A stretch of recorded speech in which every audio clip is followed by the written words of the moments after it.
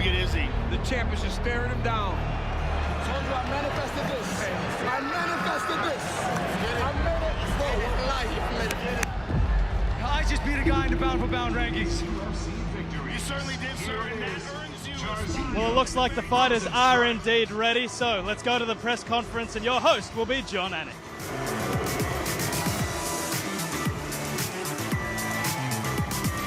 And his opponent, one of the most popular fighters across all weight classes. With terrifying punching power of his own, this Australian powerhouse is always a threat. Please welcome Sydney's own Tai Bam Bam Tuivasa.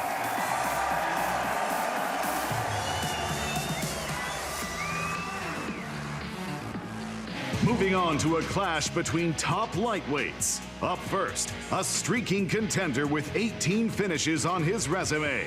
This Auckland product is a nightmare matchup for any contender. Welcome to the stage, Dan the Hangman Hooker.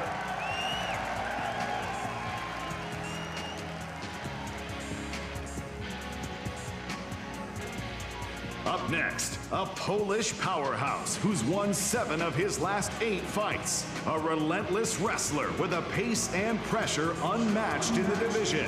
Making his way to the stage, Mateusz Gamer Gamrot.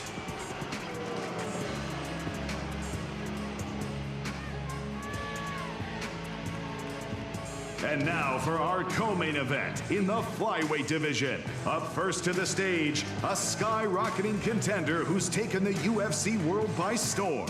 Nearly winning the world title last time out. Winner of 11 of his last 12. He was born in Perth. He trains in Perth. He is Steve Astro Boy Ercid.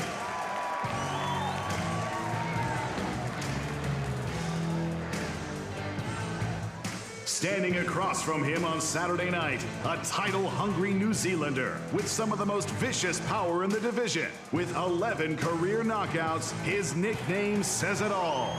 Don't blink. Please welcome Kai Kara-France.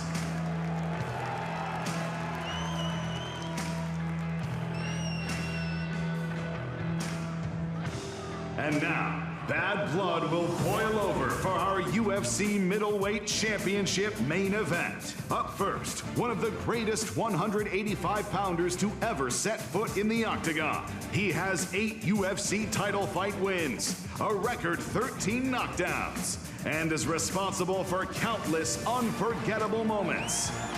Here is the former 2-time UFC middleweight champion, the last stylebender, Israel Adesanya. His opponent for the title is a South African savage, an absolute marauder who's won 9 straight fights, including blitzing through all 7 UFC opponents to win the belt. Please welcome to the stage the reigning, defending UFC middleweight champion of the world, Dricus du Plessis.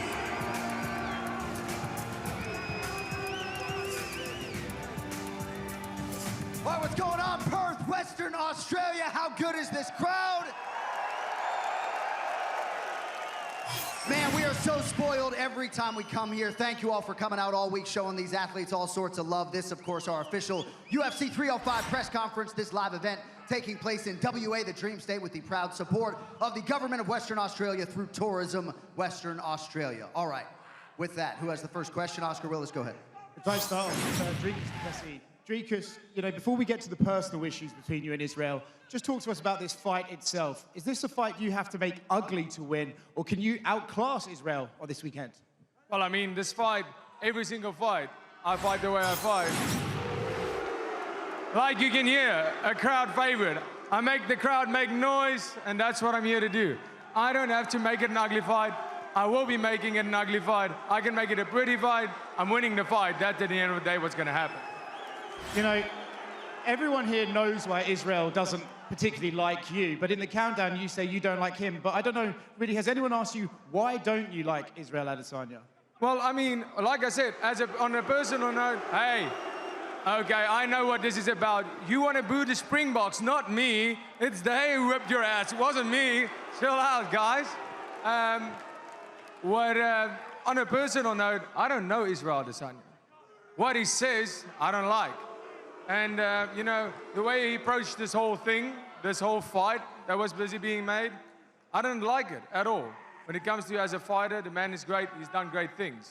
It's just time for me to take over, like I have, and that's why I'm champion of the world. Question for Israel. Israel, obviously, you know, you were meant to fight Dricus in Sydney, and then we know how badly banged up your body was, and we saw your performance against Sean. Are you happy that actually you're fighting him now rather than fighting him then? Yep, definitely.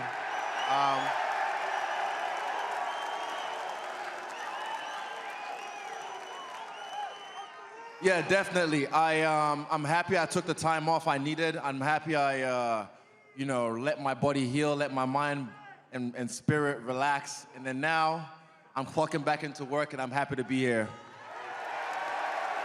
Yeah, I wanted to follow up on that. You know, you have done more media duties than nearly anyone in this business. You took some time off to come back here, get this reaction. Have you missed this? Have you missed being at the top? I missed you guys. I won't lie. At first, I was a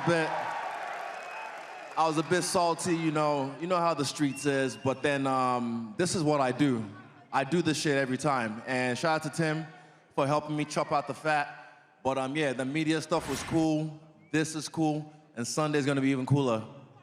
He says he's gonna make it an ugly fight. Can you meet him in there and make it ugly and still come out the winner yourself? I mean, Costa tried to make it ugly, but, you know, they all try, but I can fight, I can get muddy with the pig, but also I can keep it pretty. Question for Dan Hooker. Dan, earlier this week you said this is a greedy, selfish career choice that you've made. You know, if on a greedy, selfish note, to be able to come here, get a big win, put yourself back at the top of the division when people have written you off, selfishly, how good would that feel for you? You can't count me out of a fist fight, brother. I've got a puncher's chance against any man on the face of the planet. You know, he says that he's got a surprise for you in there, but I'm curious, if you had to make a bet, how early is he going for a takedown? Oh, the surprise is there's no surprise. That's the oldest trick in the book, brother. I got something in store for him too. And question for Gamrot. You know, there's been a lot of talk about, oh, you're going to come out there and you're going to wrestle Dan and maybe you should fight in a different way. Do you feel like you have to fight differently, or do you just have to go out there and win and that's your job? I am not here in Spark the Spider. Your boy go to sleep. Question for Dricus. I believe you said in an interview this week that I need to be perfect to beat this man on Saturday or Sunday morning. In your mind, is that like a show of respect for Israel's skill set, or just what you feel you need to execute in order to win this? And what does a perfect fight look like for you?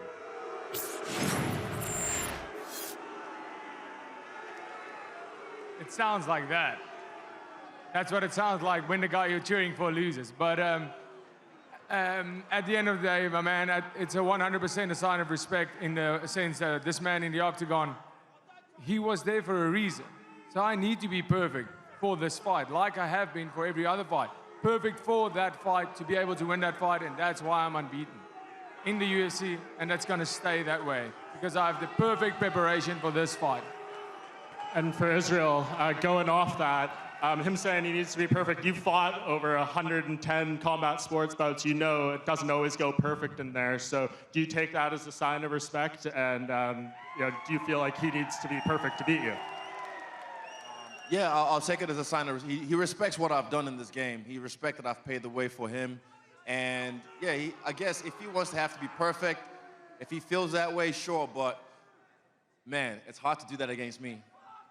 And just back to you, Dricus. You closed your media day yesterday with a message to Israel about the social media stuff. Is there anything you want to say to him about that now? Yeah, the photo he got, I'm assuming it came from his For You page, because it was me as a teenager. So searching naked teen boys, if that's on your search engine, man, you need to check that shit out. That wasn't me. That was Mike. Somebody's mad. It must have been cold that morning. Don't worry about it. The authorities that should be worried, not me, man. And just one for you, Tai Tuivasa. I know you said yesterday you have a...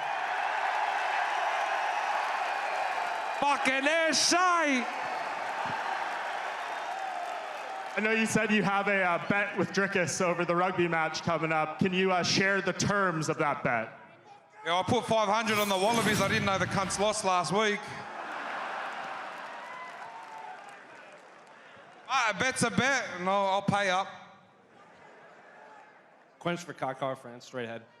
At Media Day, you know, you told the story the first time you saw Steve. It was one of those regional fights, and then eventually he did get signed to the UFC. So I'm curious, from watching that fight, was Steve a name that you knew would eventually cross his path, and are you surprised that it was this quickly into his UFC career? First of all, what's up, guys? I know there's a lot of Kiwis here. A lot of my people have made the trip over. A lot of Kiwis that live in Perth. So, thank you for turning up. Appreciate all the support. To your question, yeah, you know, Steve's a tough challenge. He's a great opponent. He's done well in a short time in the UFC. But I'm the vet, and I'm going to remind everyone, one of the best flyweights in the world. And to go off of that, you fought several former champions, current champions, and all that. Can Steve present any problems in there that you haven't seen in the octagon? You know, I'm not looking past Steve at all. He's all I'm focused on, and I'll be dialed in, locked in, ready to knock out the hometown boy. And question for Steve. Obviously, you represent Perth up there, so how good does this feel to be here for Perth? Yeah, this is more crazy than I expected the Perth crowd to be. Like, we're not even at the event yet, just the press conference. So yeah, it's awesome to be a part of, and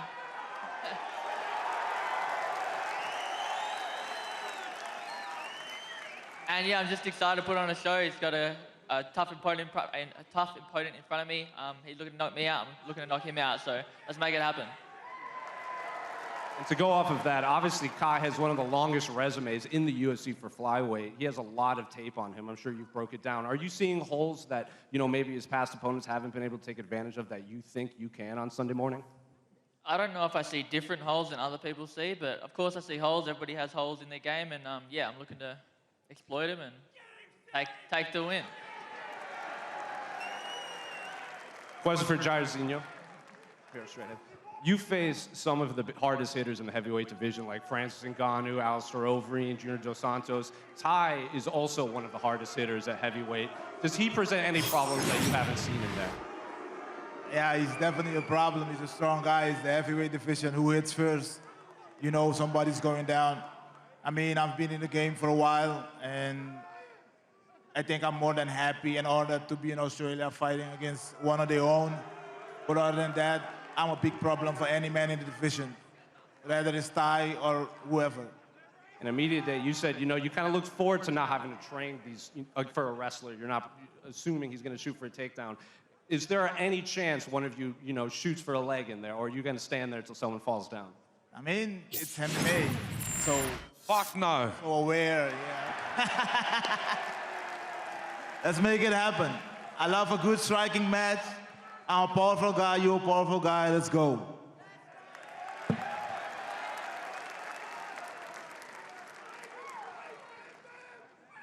Question for both Tai and Jairzinho. Are either of you expecting the fight to go past the first round? Oh, Jairzinho's been around for a long time. He's had many kickboxing fights, so I think the main thing we train for this camp is to go the 3 rounds. But fuck, we're heavyweights. We're going out there to knock each other out, and that's what we're going to do. Hey, I mean, I'm a smart man. I'll not go in there and trade with Tai. No. I'll go for a crazy match, but I'll pick my punches. Question for Dricus as well.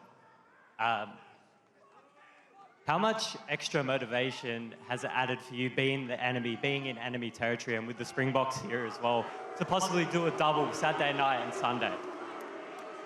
Well, I think I heard the whole thing, but let me tell you this. Extra motivation, didn't need extra motivation to do this.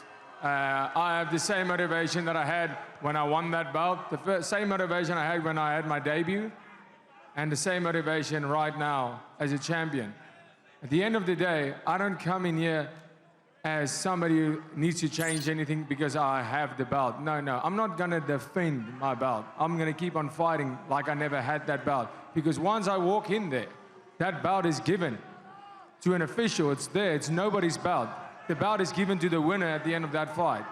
So for that time while the fight's happening, that's nobody's belt.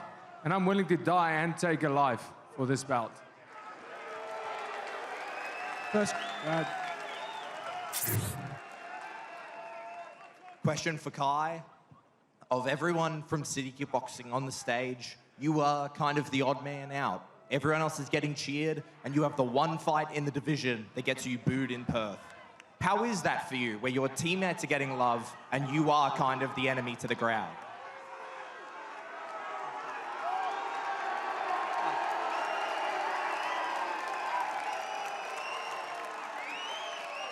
I feel the love, you know, all this energy, all this, I love this.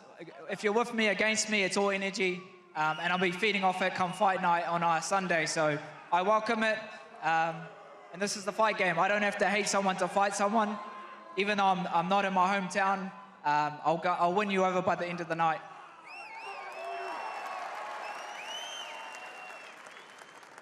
Questions for Dricus.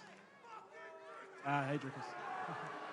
When this fight was announced, you mentioned that it'll be done in spectacular fashion.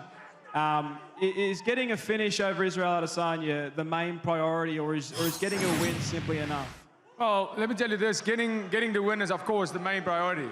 But looking at every single fight I've had, first opportunity I get to get a finish, I'm going for it. Am I looking for a finish? Absolutely. It doesn't present itself, I'll make it happen.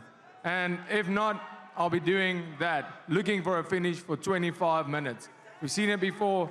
Every single fight I go out there and try and finish, and that's what I'm going to do again. Next question's for Israel. Israel, after you lost the title to Alex Pereira at the end of 2022, you returned with one of the most impressive performances in UFC history. What will people say on Sunday after UFC 305? This is new. This is new for me. I just want to show you guys how great I am. And he said himself, like, he has the belt to prove that he's great. I was great without the belt. I was great before the belt, and I'll be great after the belt. I'm Israel Adesanya, and I'll remind you guys that I'm the last stylebender. My last one's for Steve Erceg. Steve, obviously you're here in front of your home fans, your family, your friends. What has this moment and this whole week been like for you on a personal level? Yeah, I mean, kids dream about walking out to a packed stadium of people screaming your name, and I just sort of got thrown into it, and I'm very excited. It's a dream come true, and I can't wait for Sunday. Sir, go ahead. Mate, Dan, this is for you. You've already won the first round for best dressed, clearly. Mate, are you going to fight as well as you're dressed, and who is your tailor? I didn't come here to look good, brother. I came here for a fist fight at the end of the day. I love ugly. Cheers, brother. Nice, mate. And Izzy, the great Ned Brockman took a lot of inspiration from you during his run. Do you need any external motivators for something like this, or is this another day in the office? Shout out to Ned, one of the greatest Australians to ever live. I don't really need any extra motivation. For me, this whole time away was good for me to soul search, find myself, and realize that I'm still new at this and I can still get this done. But yeah, I don't need any extra motivation. He's my motivation. Fuck the belt, I'm coming for your head. Thanks, boys.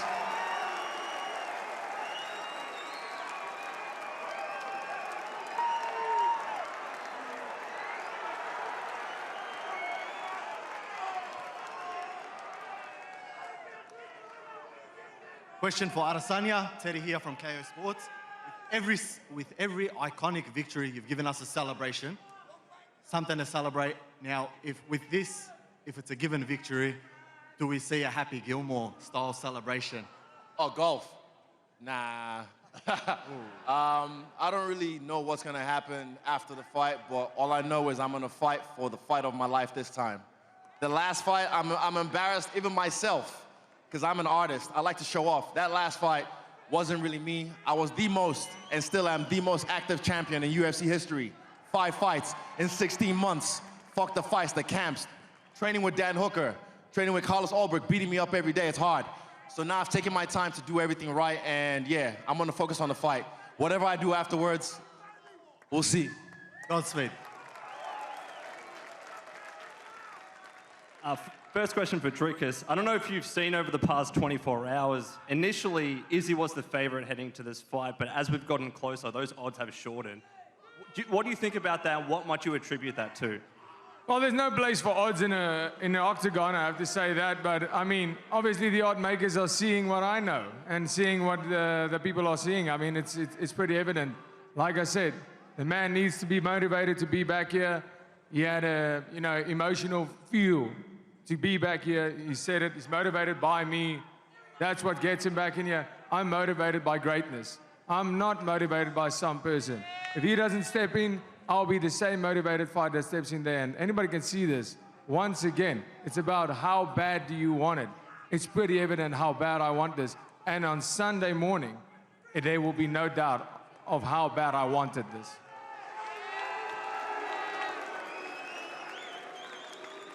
And to Izzy, do you have a response? When did I become the underdog? You know, it's a pick'em. It's very... Nobody said anything about dogs, bro. Chill out. I said that. Better shut the fuck up before I go get my coach's taser as well. Fucking tase your balls. When did I become the underdog? You're not the underdog. Okay, wait, what does this mean? How do I make money off myself? I mean, you bet on yourself like you always have, right? Yeah, have to. Yeah. Wait, I remember you. I do apologize, I will say. I missed the question. It's all good, no worries. Any questions? I really appreciate it, brother. Thank you. To Mateusz Gamrot, do you find it frustrating that people still don't believe you might be in line for a title opportunity, given all your ranked wins, if you do happen to beat Dan in the weekend? I don't care. I come in here and ruin the show. You will cry Sunday morning, guys. This is simple fight to me. And to Dan, are you going to be calling for a title opportunity if you happen to beat Gamrot? Oh, I can't look past that guy. He's got some skills, but that's top 5, brother. You're in shooting distance of the belt, for sure. And finally for Steve, brother, we all love you. Perth crowd loves you. Good luck this weekend, man. We appreciate it. Thank you very much. Go ahead, my man. This is a question for Izzy. Culturally, this has been made about culture. We didn't really want to make it about culture, but, someone made it about culture. Amen. So here we are. The question for you is, I grew up, my parents were in Nigeria. They obviously moved to a country as well to better themselves. When you win the belt again, do you plan on taking it back to Africa again? On Tuesday, I'm going back to Nigeria. I think Friday, I'm going to South Africa. And then the next week, I'm going back to New Zealand. I am a child of the earth. I'm a child of the earth. And when I take this bet, I'm taking it everywhere with me. Thank you, bro. Thank you. Appreciate you. Question over here. Are you taking the servants with you when you're going back?